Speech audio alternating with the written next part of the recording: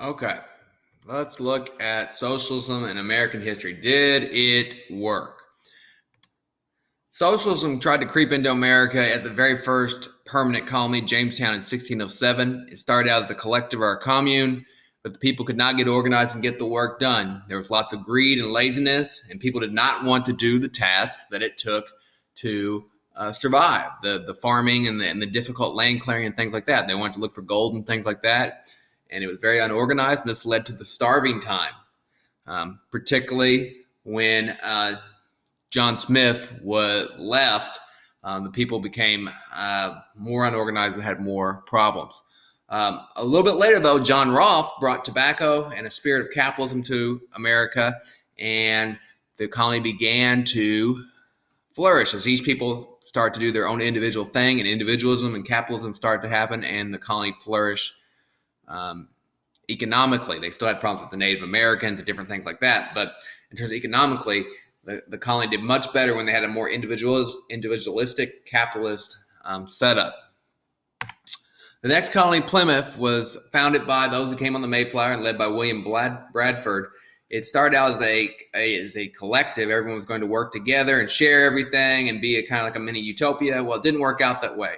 They were very inefficient. Food got wasted. Not the proper jobs got done.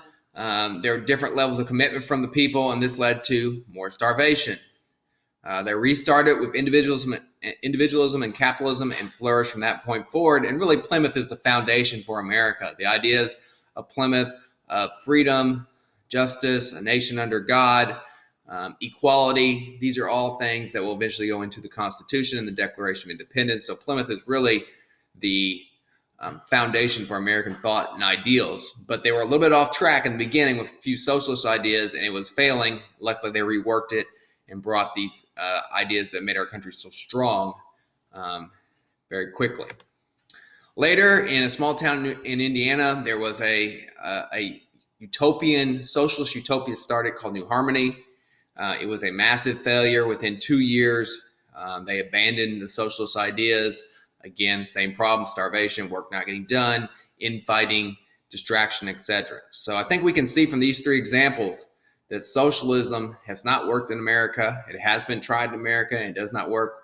But capitalism has flourished, and I hope some of these states, territories, and cities that are adopting more and more socialist policies, they will consider history and see that socialism has not worked in America, and it also, if you study world history, has not worked very well around the world as well. So thankfully, we are a capitalist nation, and a nation of freedom. Socialism tends to lead to more totalitarianism, lack of freedom, and all kinds of economic problems.